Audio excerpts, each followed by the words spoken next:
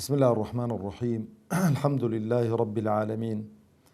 والصلاة والسلام على أشرف الأنبياء وخاتم المرسلين محمد وعلى آله وصحبه وسلم. ربنا هب لنا من لدنك رحمة وهيئ لنا من أمرنا رشدا. ربنا أرنا الحق حقا وارزقنا اتباعه وأرنا الباطل باطلا وارزقنا اجتنابه. ربنا اغفر لنا ولإخواننا الذين سبقونا بالإيمان ولا تجعل في قلوبنا غلا للذين آمنوا ربنا إنك رؤوف رحيم آمين. بینەرانی بەڕێز و خۆشەویست، برایان خوشکانی ئازیز، سەلام و ڕەحمەتی خوای پەروەردگار بڕژێ بەسەر هەمولایەکماندا و خوای پەروەردگار عاقبەت خێرمان بکە، سەربەرز و سەرفرازی دنیا و قیامەتمان بکاتن. خوای پەروەردگار بە گەورەی و عەزەمەتی خۆی داهاتوومان لە ڕابردوومان باشتر بکاتن.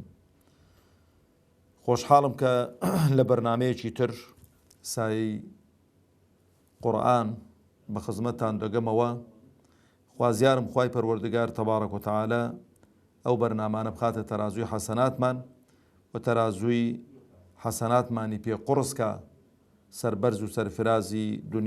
دنیا و قیامەتمان بکە ئینشاء الله تعالە. خۆشەویستان، بابەتێک کە بە زەرورم زانی لەو حەڵقەیە پێی ببمە میوانداری ماڵەکانتان، ئەویش پوچەڵبوونەوەی کار و کردەوەکان. بەڕاستی زۆر فکرم لێ دەکردەوە کە لە قورئانی پیرۆزدا زۆر جار ئەوە دووبارە کراوەتەوە، پوچەڵکردنەوەی کار و کردەوەی ئینسان. جارێ کە سەیرم کرد پوچەڵکردنەوەی کار و کردەوەی ئینسان لە چووە سەرچاوە دەگرێ. بەڕاستی خاڵێکی زۆر گرینگە بزانێ ئینسان چ شتێک چ کار و کردەوەیەک دەبێتە مایەی پوچەڵبوونەوەی کردەوەکانی ئێمە. ئەوجا چێن ئەوانەی کە کردەوەکانیان پوچەڵ دەبێتەوە. تەماشا دەکەی مەسەڵەن کافر نین، مونافق نین، ئەوانە ئەسڵی هەر هیچیان لێ وەرناگیرێ. ئەوانن کە ئیماندارن و مسڵمانن و یعنی هاتوونە ناو دایرەی ئیسلام و هاتوونە ناو دایرەی ئیمان و عەمەل و کردەوەی ساڵحیشیان هەن، بەڵام کابرا ئەگەر ئاگای لە خۆ نەبێتن و بە هەستیاری معاملە نەکاتن و ئەو شتانە نەزانێت کە دەبنە مایەی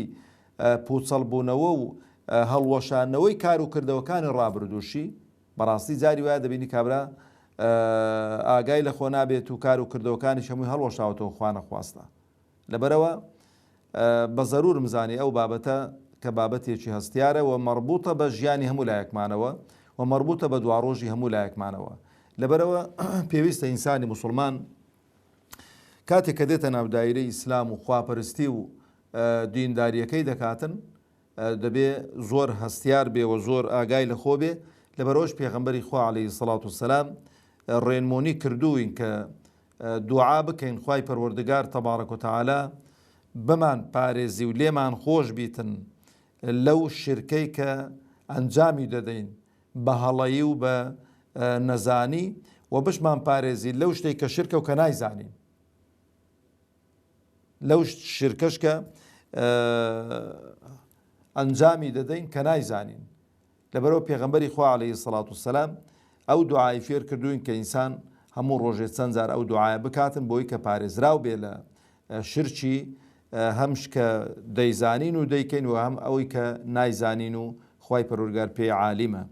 ئەوجا پێغەمبەری خوا عەلەیهی سەڵات وسەلام ڕێنمونی کردوین بۆی کە ئینسان خۆی لە ئەو کار و کردەوانە بپارێزی، ئەو شرکانە بپارێزی کە دەبنە مایەی پوچەڵبوونەوەی کار و کردەوەکانی ئینسان. خۆشەویستانی خۆم، تەماشای ئاەتەکانم کرد، زۆربەی زۆری هەموو ئاەتەکان توانم بڵێم لێک نزیکن ئەو عەمەل و کردەوەی کە عەمەلی ئینسانی ڕابردوو پوچەڵ دەکاتەوە. ئەو بابەتە شکو گوتم بابەتێکی هەستیارە. ئەتۆرە تەماشەکە خۆت ماندوو کردووە، کردەوەی باشت کردووە،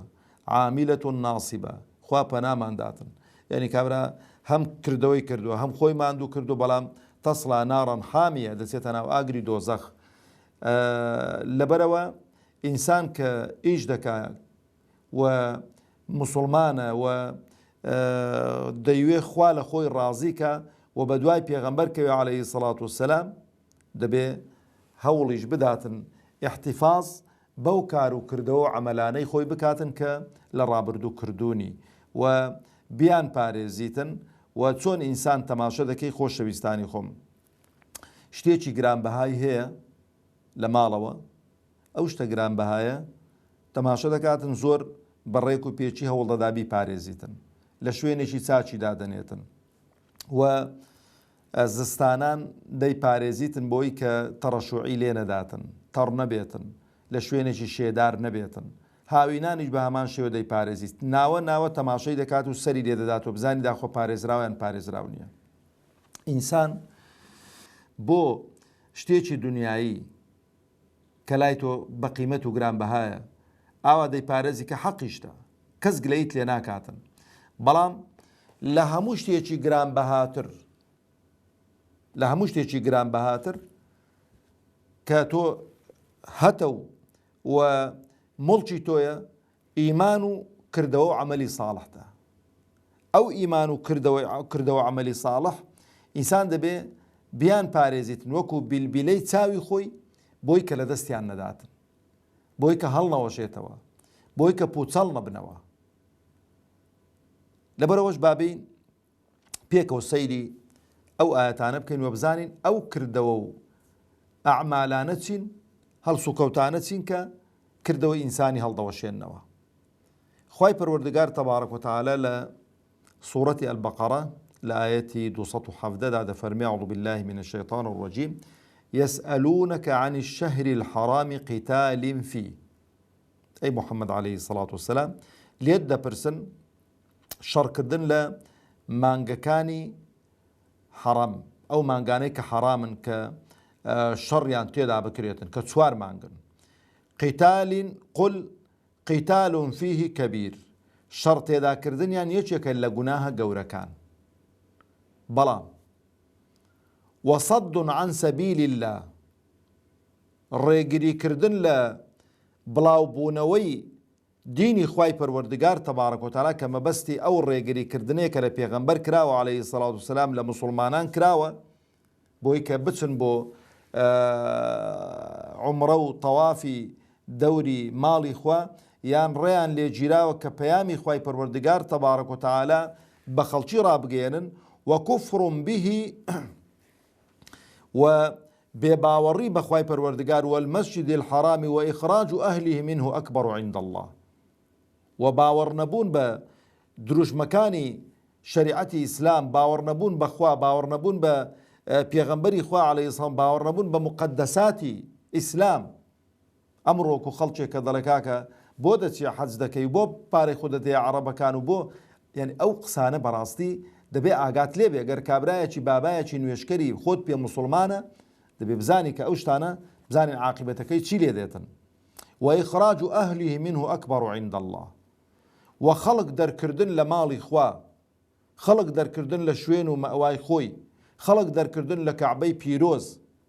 ڕاوەدونانی مسلمانان لە هەر شوێنێکی هەن لەبەرەوەی مسلمانن لای خوای گەورە زۆر گەورەترە لە شەڕکردن لە ئەشهور الحرم زۆر گەورەترە لەوەی والفتنة أكبر من القتل ئەو فتنە و ئاشوب جێڕی و بڵاوکردنەوەی وەچی گۆتی شەڕ و ئاژاوە و قسەهێنان و بردن و دروستکردنی ناکۆچی لە نێوان خەڵکدا و خەڵک بەگشت مسلمانان وەنان و پڕوپاگەندە و دیعایەکردن بۆ مسلمانان و بڵاوکردنەوەی تەقریری ناڕاست و درۆینە لەسەر مسلمانان و بەس بۆ ئەوی کە مسلمانان ناشیرنکەی و دینی خوای پەروەردگاری پێ ناشیرنکەی کە دین قەت ناشیرن نابێ بۆی کە خەڵک دوورکەوێتەوە لە دینی خوای پەروەردگار و خەڵک ئیلتیزام بە دینەوە کەم بکاتەوە ئەکبەڕ من القتل زۆر لە کوشتن گەورەترە لای خوای پەروەردگار تەبارەک و تەعالا و ئەوجا خوای پەروەردگار دەفەرمێ ولا يزالون يقاتلونكم حتى يردوكم عن دينكم إن استطاعوا لێرانە ئەو مەسەلەی قیتالە مەبەست پێ هەر شەڕ نییە یعنی هەرچی کە لە توانایاندایە بە هەر هۆکار و وەسیلەیەکی کە لە دەستیاندایە بە منازەڕە بێ بە قسەی خۆش بێ بە مادیات بێ بە هەڕەشە بێ بە کوشتن بێ بە دەرکردن بێ بە هەر شتێکی بێ ئەوان هەوڵتان لەگەڵ دەدەن حتا یەڕودوکم عن دینیکم ئین ئیستەطاعوا. دەیانەوێ لە دینەکەتان هەڵگێڕنەوە ئەگەر لە توانایاندا بێت، بۆی کە وەکو خۆتان لێ بکەن، بۆی بەتەنێ نەڕۆن بۆ دۆزەخ، بۆی کە ئێوەش لەگەڵەوان بچن بۆ دۆزەخ و لەگەڵەوان ڕەفیقیان بن. ئەو جا خوای پەروەردگار تەبارەک و تەعالا خیتابەکە دەگۆڕیتن، ڕوو لە چێ دەکات؟ لە ئیمانداران دەکات، ڕوو لە موسڵمانان دەکات. ئینسان ئیماندار و موسڵمان دەبێت سەقامگیر بێ لەسەر دینەکەی خۆی، ناکرێت بە چاو سوورکردنەوەیەک و بە هەڕەشەیەک واز لە دین بێنێ، ناکرێت بۆ تموحێکی مادی، بۆ چەند دەفتەر دۆلارێک عەقیدە و مەبدەئەکەی خۆی بفرۆشێ، میحرابەکەی خۆی بفرۆشێ، برا موسڵمانەکانی بفرۆشێ، خیانەت لە مەبدە و لە خوا و پێغەمبەری خوا و لە موسڵمانان و لە خەڵکی بکات. ئەو جا دەفەرمێ ومن يرتد منكم عن دينه، هەرچی هەڵگەڕێتەوە لە دینەکەی. ئەها ینی کابرا موسڵمانە، کابرا موسڵمانە، کردەوەی هەن، عملی هەن، بەڵام یەکێک لەو هۆکارانە دەبینی تەئسیری تێ کردووە. لەبەرەوەش خوای گەورە دەفەرمێ ومن يرتد منكم عن دينه، ئەوەی کە هەڵگەڕێتەوە لە دینەکەی خۆی فيموت وهو كافر، بمرێ بە کافری دەمرێتنەوە ئینسانە. فأولئك ئەوانە حەبیطەت ئەعمالهم، کردەوەکانیشان پوچەڵ دەبنەوە. کەواتە ئەوەی کە کردەوەی ئینسان پوچەڵ دەکاتەوە لەو ئاەتە چییە؟ هەڵگەڕانەوەیە لە دین، مرتەد بوونەوەیە. ئینسان کە هەڵگەڕاوە لە دین، مرتەد بۆوە، هەموو کردەوەکانی ڕابردووشی پوچەڵ دەبنەوە، لە نوێژ و لە ڕۆژی و لە زەکات و لە حەج و لە سەرفیترە و لە خێر و سەدەقات و لە هەرچی کە چاکە و فەضائیلی هەیە هەمووی سفر دەبێتەوە. لەبەرەوەی کوفر زەربێک بەسەر چاکەکانی ئینسان دادێنی لە ڕابردوو. چۆن ئیسلام موسڵمان بوون زەربێک بەسەر خراپەکانی ئینسان دادێنی لە ڕابردوو، کوفریش بە هەمان شێوەیە. چۆن موسڵمان بوون کردەوە خراپەکانت ڕەش دەکاتەوە، کافر بوون و هەڵگەڕانەوەشت کردەوە چاکەکانت ڕۆژ دەکاتەوە، خوا پەناماندات. ئەو جا خوای پەروەردگار چ دەفەرمێ حەبیطەت ئەعمالهم فی الدنیا والآخرە، هەم لە دنیا کردەوەکانیان پوچەڵ دەبنەوە، هەم پاداشتی دوا ڕۆژی ئەو کردەوانش نابینەوە لە دوا ڕۆژدا. وأولئک أصحاب النار هم فيها خالدون، ئەوانە وەکو بڵێ خاوەنی ئاگرن، لە ناو دۆزەخن و بە هەمیشەی و ئەبەدی لە ناو ئاگردا دەمێننەوە. کەواتە خاڵی یەکەم مرتەد بوونەوە و هەڵگەڕانەوەی کە کردەوەی ئینسان، کار و عملی ئینسان چ لێ دەکات؟ پوچەڵ دەکاتەوە. ئەو جا بابەینە خزمەت سوورەتی الأنعام ئاەتی 88 خوای پەروەردگار دەفەرمێ ذلك هدى الله يهدي به من يشاء من عبادي، ئەوە بەرنامەی خوایە، هیدایەتی خوایە، ڕێنمونی خوایە، ئەو قورئانە، ئەو پێغەمبەرە عەلەیهی سەڵات وسەلام، ئەو شەریعەتە کە خوای پەروەردگار بەو پێغەمبەرەی داناردووە بۆ ئێوە، ئەوە هیدایەت و ڕێنمونی خوایە بۆ ئێوە تەبارەک وتەعالا.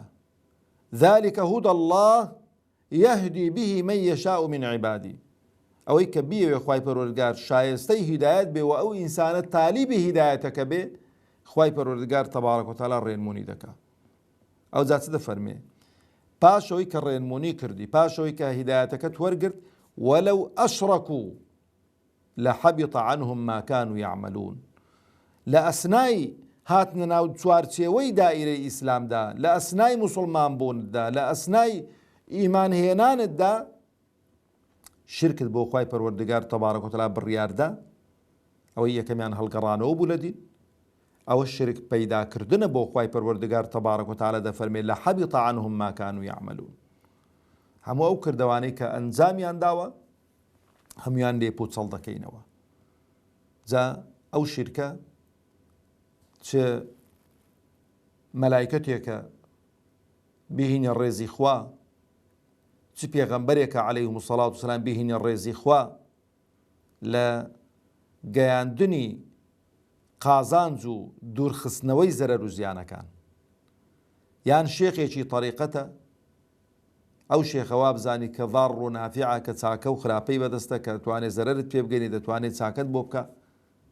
یان جنۆکەیەکە و بەواتایەکی دیکەی ئەمڕۆ یان حزبێکی دەسەڵاتدارە دەسەڵاتدار و حاکمێکە چکەی واشەیە کوفرەکەی ئەوەندە گەورەیە دەڵێ قسەی فڵانکە سەرکردە و سەرۆکۆک و قسەی خوا و پێغەمبەری خوایە ئەوە کوفرە و هەڵگەڕانەوەی لە دین هەرچەندە ئەو جۆرە کەسانە لە ئەسڵدا کە بۆ خۆی مەسەڵەن خۆی بە موسڵمان نازانێت و لە سنفی موسڵمانان حیساب ناکرێت تا بڵێەوە هەڵگەڕاوەتەوە و شرکی بڕیارداوە هەر خودی خۆی کابرا شانازی بە کافر بوون و بە ئێرتداد و بە هەڵگەڕانەوەی خۆی دەکات دەفەرمێ کابرا کە شرکێکی ئەنجامدا جا چ لە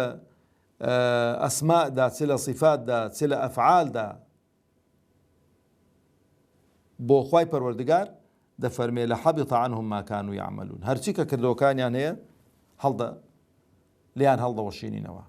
ئەوە دوو خاڵمان دەستکەوتن یەکەمیان هەڵگەڕانەوە لە دین وازهێنان بە چوونە دەر و بە مطلقی گۆڕینی دین دووەمیان دینەکەی نەگۆڕیوە هەڵ نەگەڕاوەتەوە بەڵام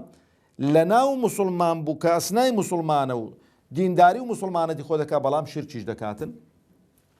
لە غەیری خوا دەپاڕێتەوە قەناعەتی وایە کە غەیری خوش زەرەر و قازانجی بەدەستە وە هەتا ئاخیری تەفاسیلی ئەو شرکانەی کە هەند دەتوانن زیاتر بە دوواداچوونی بۆ بکەن و خوا پەنامەنداتن بینە خزمەت سوورەتی الأعراف ئاەتی 147 خوای پەروەردگار دەفەرمێ والذین كذبوا بآياتنا ولقاء الآخرة حبطت أعمالهم هل يجزون إلا ما كانوا يعملون ئەو جا کابرا دەبینی موسڵمانە بەڵام بەشێکی زۆری پەیامی خوا قورئان ڕەت دەکاتەوە قەناعەتی پێی نییە خۆی پێ موسڵمانە دێ نوێژ دەکات لە تەنیشتە تووڕاوەستاوە بەڵام دەڵێ وەڵای من قەناعەتم بەو ئاەتانە نییە یا قەناعەتم بەوە نییە یا قەناعەتم بەوە نییە ئەو شتانە بە درۆ دەزانێتن دەڵێ بەکەلک نایە کاکە بەڵێ دینێکی جوانە و بەڵام بەکەلک نایە ئێستا حاکم بێتن كذبوا بآياتنا ولقاء الآخرة وباوري بوين دەڵێ کاکە ئینسان کەمر جارێکی دیکە زیندوو نابێتەوە حەشر و حیساب لە گۆڕێدانیە ئەوەی کە ئەو تەسەور و فکرەشی هەبێ بە درۆزانینی پەیامی خوا بە درۆزانینی پەیامی خوا و بە درۆزانینی ڕوبەڕووبوونەوەی خوای پەروەردگار و تەبارەک و تەعالا لە حەرەساتی قیامەت و حەشر و حیساب و لێپرسینەوە و پاداش و سزا ئەوەی کە ئەو فکرەشی هەبێ ئەوەش کردەوەکانی پوچەڵ دەبێتەوە ئەوە سێ ئەو جا بابینە خوای پەروەردگار چ دەفەرمێ هەل یوجزەونە ئیلا ما کانوا یعملون ئایا هەر پاداشتەکانەوە نییە کە وەری دەگرنەوە لە ئەسنای کردەوە عەمەلەکانی خۆیان ئاخر ئاەتمان خوای پەروەردگار تەبارەک و تەعالا دەفەرمێ إن الذين كفروا وصدوا عن سبيل الله وشاقوا الرسول من بعد ما تبين لهم الهدى لن يضروا الله شيئا وسيحبط أعمالهم ئەوانەی کە باوەڕیان إن الذين كفروا وصدوا عن سبيل الله ئەوانەی کە کافر بوون و دژایەتی پێغەمبەریان کرد عليه الصلاة والسلام و دژایەتی پەیامی خوای پەروەردگاریان کرد تەبارەک و تەعالا پاشەوەی کە بۆیان دەرکەوت ئەوە ڕێی هیدایەت و ڕێی ڕاست و ڕێی حەقیقەتێکە کە دەتگەینیتن بە ڕەزامەندی خوا بەڵام باوەش بزانن لن يضروا الله شيئا و هیچ شتێک زەرەر بەخوا ناگەێنن و سەیحبط ئەعمالەهم هەموو کردەوەکانیشیان پوچەڵ دەبێتەوە یعنی کابرا بە لەسەر دینێکی قەدیم ینی پێشەوەی کە پێغەمبەر بێ عليه السلام خۆی بە موسڵمان زانی بێ ئەتباعی موسا بوو بێ ئەتباعی عیسا بوو بێ عليه الصلاة والسلام و موسڵمانێکی زۆر چاک و ڕاست بووی بەڵام ئەو سیفەتانی تێدا مەوجود بن باوەڕی بە پێغەمبەری ئێمەی نابێ عليه الصلاة والسلام دژایەتی پێغەمبەری ئێمەی کردبێ عليه الصلاة والسلام پاشەوەی کە شتەکانیشی بۆ ڕوونکرانەوە هەموو ئەو کردەوە چاکانەی کە هەشی بوون لە ڕابردوو و هەمووی لێپ و چەڵ دەبنەوە و ئاخر شت دەفەرمێ لە سوورەتی محەممەد ئاەتی 9 ذلك بأنهم كرهوا ما أنزل الله فأحبط أعمالهم. ئەوانەی کە ڕقیان لە پەیامی خوا بێ، ڕقیان لە قورئان بێ، ڕقیان لە شریعەتی ئیسلام بێ، ڕقیان لە پێغەمبەر بێ عەلەیهی سەڵات وسەلام، ڕقیان لە فەرمودەکانی پێغەمبەر بێ عەلەیهی سەڵات وسەلام، خوای گەورە دەفەرمێ فأحبط أعمالهم، کردەوەکانیان پوچەڵ دەکەینەوە. یا ڕەبی خوای عاقبەت خێرمان بکەی و کار و کردەوەمان پوچەڵ نەکەیتەوە و موفقمان بکەی کە بە بەرچاوڕوونیەوە هەڵسو و کەوت بکەین بۆی کە کار و کردەوەیەک بکەین شایستەی تۆ بێتن و بەشی هیچ کەسێکی تێدا نەبێتن. أقول قولي هذا وأستغفر الله لي ولكم ولسائر المسلمين، والسلام عليكم ورحمة الله وبركاته.